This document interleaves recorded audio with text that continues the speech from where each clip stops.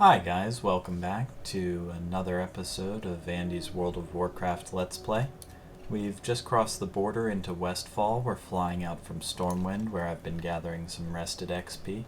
And if you take a look at our map here, you can see that we've got a quest in Moonbrook and our quest to find Captain Sanders' hidden treasure. Now last time I did say that I was going to possibly try to do a dungeon today. However, due to time constraints and the fact that I'm not really sure how long the queue would take to get into a dungeon, I think that might be something for us to do another time. So for now, we can go ahead and begin to pursue this Captain Sanders treasure quest. Looks like we're going to want to mostly stick to the road to follow our way up to this big it's not really a maelstrom, it's like a tornado, magic tornado thing that's slowly sort of tearing up landscape and spinning it around in the center of Westfall. So this should be pretty exciting. One thing that is, I suppose, interesting, but probably won't be too terribly evident to you guys is previously my recordings have been at 60 frames per second. Well, I should say I play the game at around 60 frames per second while recording. The recordings themselves are going to be closer to 30 frames per second, but I adjusted my monitor now, overclocking it a bit so that it is now running at 75 hertz instead of 60 hertz, which allows me to run with a higher frequency, or higher frame rate, I believe, outside of recording. Unfortunately, during recording it does load down the graphics card because it has to do roughly twice the work in order to record the frame once for the monitor and then again for sending it to a file. So it does decrease my frame rate to around 60 since I'm running on pretty much the highest graphics that I can. The highest graphics that WoW can run on. If I go into my system, I believe, I can look at graphics, and you'll see I'm currently running on Ultra settings. 4x multi-sampling, because I've found that beyond that it doesn't make that big of a difference, and it does cost me a bit in frame rate, so especially while recording I don't want to do that. I'm using my primary monitor. I have vertical sync disabled because I've found that it doesn't seem to make too much of a difference since it generally operates at fairly high frame rate. I haven't experienced too many tearing problems. But other than that, pretty much everything's on high or ultra. A few things tweaked a little lower just because I've found that they don't make a measurable difference to the way that the game plays for me. And so, yeah. But anyway, if you were curious, that's the sort of settings that the game is running on when you are seeing it and when I am seeing it. And I guess the monitor refresh rate really is just something that I'm kind of excited about. It's not really terribly relevant to the recording process. I'll have to see if it's stable, and one reason that I do bring it up is because I hope that you guys will forgive me if the game experiences any errors due to this increased refresh rate. I'm expecting that it'll be fairly stable. So far I haven't had any issues, but if for some reason the game does, or rather the monitor does sort of crash or black out or something like that, it's entirely possible that portions of the gameplay and recording could be lost, or that I might have to say, oh, I'm sorry, my monitor went down, and I'm gonna just pause the game, pause the recording rather, since you really can't pause World of Warcraft, but pause the recording and try to fix this, and then I'll be right back. So I certainly will strive to minimize any errors should they occur, and I don't anticipate that it'll be too much of a problem, but we'll just have to see how it goes. So The next thing that we're working on here is that we've gotten the last clue, and now we've been sent to search the empty jug next to the windmill for the next clue. So here is the jug. We can go ahead and search it. There's a clue sticking out of the empty jug. Alright, you're on your way to the jackpot. Sure enough, deep within the old jug there's another clue. Face west from the bottle and walk down to the shore. Keep going, swim till we get to the island with the treasure chest. Alright, so the island looks like it's out this way. So we're going to have to kind of duck around some murlocs here. Looks like there's actually a fair number of dead murlocs, so it's entirely likely that somebody has been through this area killing them, which, you know, is good for us. It means that we don't have to fight them as well. So if we can swim around this little end bit, I believe that over on the sort of horizon here is the island that we are headed for. And we can double check based on our map. That does appear to be our goal. So it's pretty cool. You can actually look down in the water somewhat. There's a few murlocs around. You can't really see them too well through the water, but they're down there. I do like the way within the past few years World of Warcraft's been updated to make use of more advanced versions of DirectX, and one of the things that they've added are these awesome water reflections and ripple effects and that type of thing. So I am pretty pleased with the way that that looks. It's nice. It's, you know, it's a neat touch, and it just makes the world that much more immersive to have things actually reflect in the water.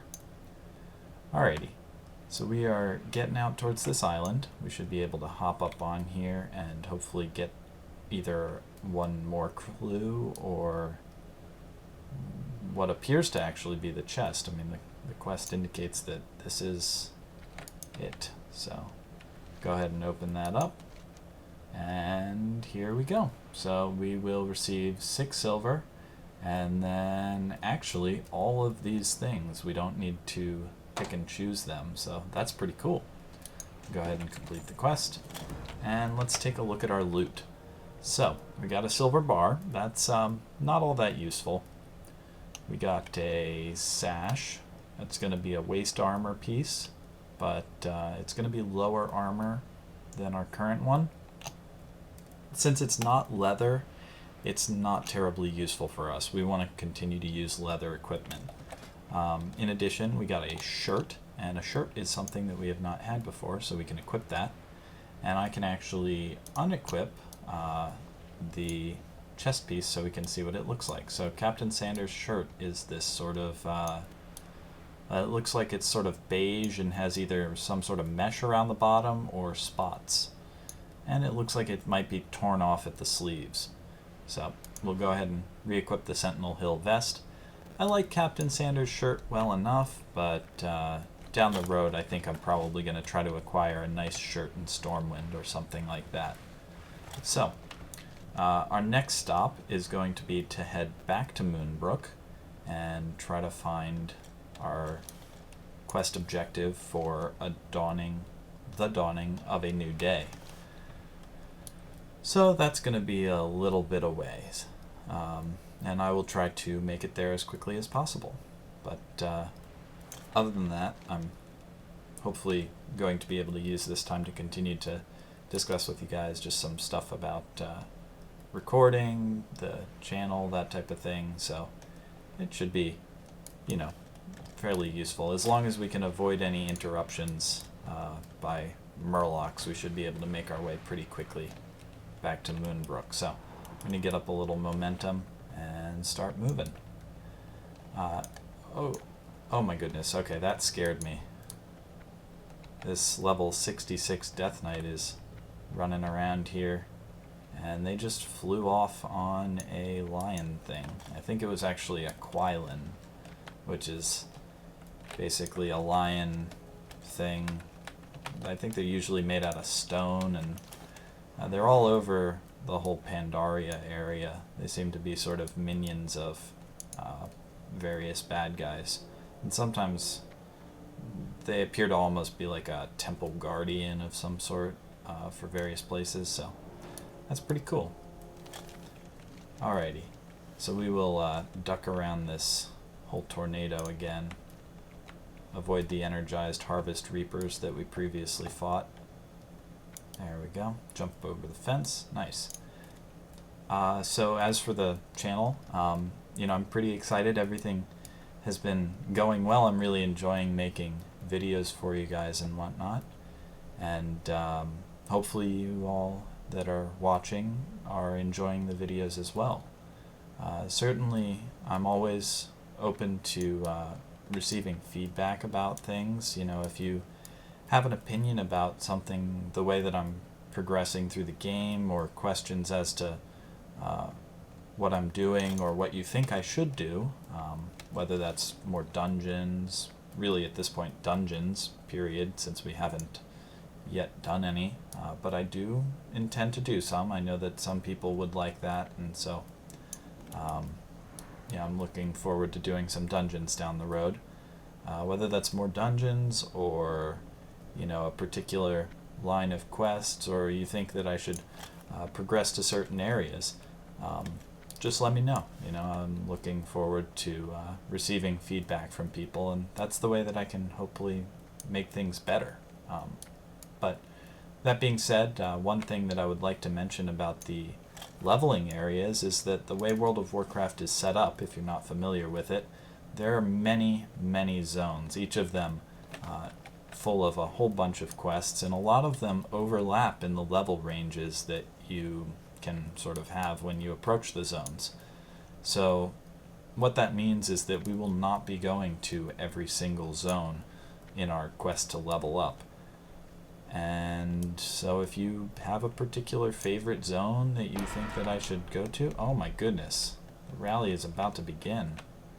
Alright, well, we'll hang out for this. But yeah, if you have a particular favorite zone or one that you'd like to see me do, just let me know. I can try to incorporate that, and you know, I will try to kind of have fun with it and see where things take us, follow quests, but I can certainly try to end up places if people want that. So anyway, this is pretty interesting. This seems to be the shadowy figure that's previously been encountered talking with the various, like, I don't know exactly what those guys are. What are they? Oh, I can't. They're not orcs. They're not goblins. They're not trolls. They're something else. But they have two heads, and for some reason I just cannot remember what they are. All right. So this person seems to be yelling about a bunch of stuff, and you know, they want to encourage all these drifters to rise up against Stormwind. That's not really cool. So yeah, we got to go warn Captain Alpert at Moonbrook, because he works for Stormwind, and really, you know, I'm not really inclined to think that Stormwind is doing anything wrong here. I mean, it's unfortunate that there are homeless people, but riling them up into a crowd is not ideal. So this shadowy figure seems like a pretty bad character. Alright, so we need to speak with Thoralius the Wise at Moonbrook in Westfall. So, here he is. Thoralius. Draenei. Okay. When I was in Northrend, I helped the people of Valgard uncover some mysteries of the Vrykul by delving into the spirit world. Perhaps the same could be done here. Alright, so we're going to complete this quest. Enter the Deadmines, follow the homeless. Alright, so what we're going to do is go into the Defias hideout, follow the homeless to the Deadmines dungeon, enter the dungeon, and use the incense burner to see into the past. Alright, so I'm going to just pop open our quest log here and check something real quick. We want to make sure that we're not just doing, or that we're not getting into like group and dungeon quests where we need a group more or less to be able to do the quest. So, following people into the Deadmines. Now, previously the Deadmines was through here, so I'm gonna see if... Oh, wow. That alert thing is, it is certainly drastic. Let's see if we can't find... Ah, here we go. This must be the trail of homeless. Yeah. Okay, this is looking dead and mine-like. There's a transient and an orphan, and another citizen, a small-time hustler. Alright. So I think we can drop down here. And... oh, hey, there's copper here. So we'll go ahead and grab this copper. And then we can set up this incense burner. Oh, nope, apparently not. We actually need to be in the Deadmines instance proper. So what that means is we've got to work our way through these caves, and or rather mines. I guess they're mines, not caves. Are caves only naturally forming, or I don't know. I'll have to look that up later. But anyway, work our way through these mines and try to find the instance. I think... is that the way to the instance? No. No, I think it might be down here. No, that's not it. Okay, let's get some momentum and get out of here. I think it's this way. Yeah, this is looking like the right way. I gotta try to remember all of this from a while ago. It's been, wow, quite a while since I've been in the Deadmines. So this is an instance portal, since we haven't seen one before. I guess they're now purple and swirly. In the past they've been all sorts of different swirly. Oh, hello, Druid. Okay, sure, we'll join your group. I will let him know, though. Just questing. Not gonna do the whole dungeon. Alright, so we can go ahead and do the visions of the past. Alright, 5 years ago, in the heart of the Deadmines. Oh, wow. There's the big ship and whatnot. There's the giant doors leading outside. Alright. This is where Edwin Van Cleef is normally hanging out, so this is pretty cool. We're like a flying spark memory thing. I like this. Let's see, there's Defias Pirate and Captain Greenskin and a Defias Squall Shaper. Hunter, Rogue, Priest, Warrior, Mage. There's nowhere left to hide, Van Cleef. The Defias are through. We're here to finish this. Alright. So I guess this is like a party back in the day. Just doing the dungeon. So they are fighting... I can't quite get a... there we go. Edwin Van Cleef. They are fighting Edwin Van Cleef, and... actually, well, it looks like they've got a warrior tank and a rogue, priest healing, mage doing damage, and a hunter doing damage. So, if they can keep their warrior alive, which they seem to be able to, yep, they're getting rid of the blackguards, and then now they'll DPS down Van Cleef. Yeah, get Van Cleef. Go Alliance Mage and Alliance Hunter. I guess this is just to like show us that people in the past are like able to kill Van Cleef. I don't know. I'm just doing a quick quest, but thanks. It's important to be polite with people. You know, all of these people in game, they're generally pretty nice, and it's good to be polite with them because, you know, you would want people to be polite with you. So, alright, victory for the Alliance. Let's return to Sentinel Hill and inform Grian of Van Cleef's demise. Alright, sounds good. Vision of the past uncovered successfully, maybe? Oh. No, Vanessa Van Cleef. He had a daughter? Oh, that's so sad. She's all obviously sad because, like, her dad, the Pirate King, just, you know, got murdered by a bunch of Alliance people. And then they stole his stuff and ran away.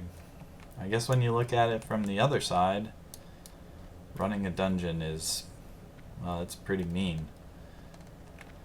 But I guess that's why she probably, I mean, it seems pretty obvious, so I'm gonna hazard a guess that the shadowy figure we've been seeing is in fact Vanessa Van Cleef, or whatever her name is, his daughter. So that would explain why there's all of this, like,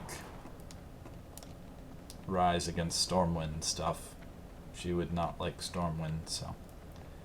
Alright, we can loop back around. We gotta make our way out of this entire mine, which we've just about done. And we can head out to Sentinel Hill. This has been a weirdly passive episode so far.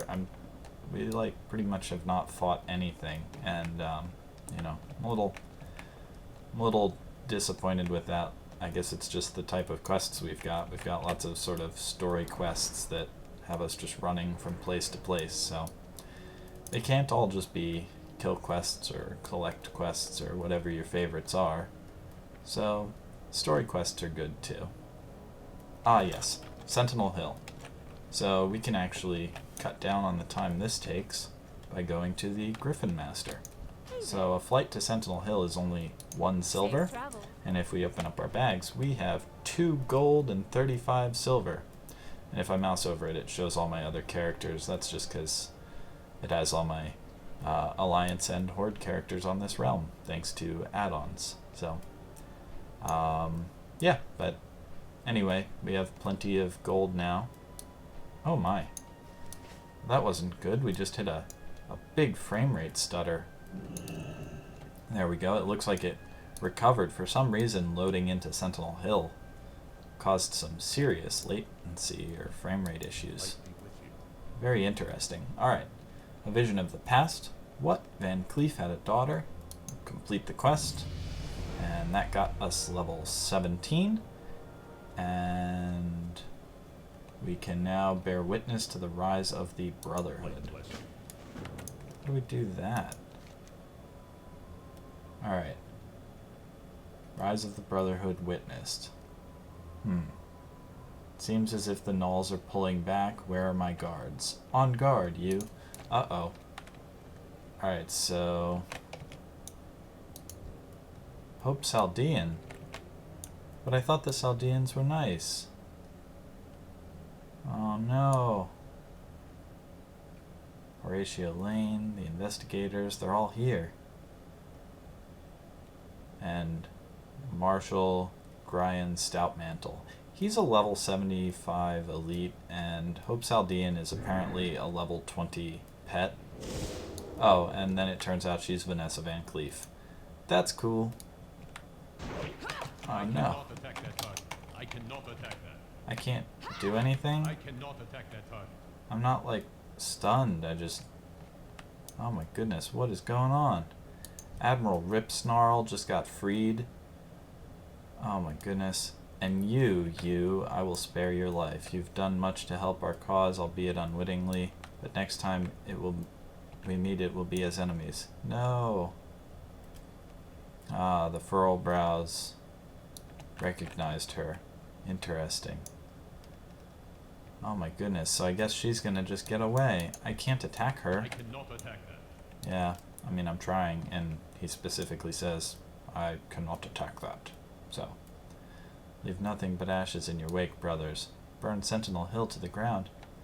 Oh no. There's a lot of Defias Blackguards and stuff. Uh-oh. You, get to Stormwind. Tell King Ren everything. Everything. Go now. Alright, we need to get to the flight point and grab a flight to Stormwind. I need a ride fast. I have an important message to deliver. To Stormwind. I don't know how that's different from just I'd like to purchase a flight to Stormwind, but I guess that is what it is. Alright, well we can rush up to Stormwind and try to turn this in, and then I guess we'll eventually be back to get this Legend of Captain Grayson quest complete, since that one seems like it's got some decent rewards. Actually, wait, it only rewards us with 605 XP, so that's slightly less useful than I thought it was. I thought we got an actual piece of equipment for that, so I suppose we might not be back for that quest, depending on if we have other quests in the Westfall area, or I think the next area that we'll be going to is Duskwood, which is level 20 to 25. Oh wait, Westfall's 10 to 15. Red Ridge is 15 to 20. Okay, so we'll probably be going to Red Ridge next, since I believe we're just about complete with the quests in Westfall. And that'll be good, because we can then go to Red Ridge and then Duskwood at 20. And at 20, which is in 3 levels, we will have our first mount, which is very exciting.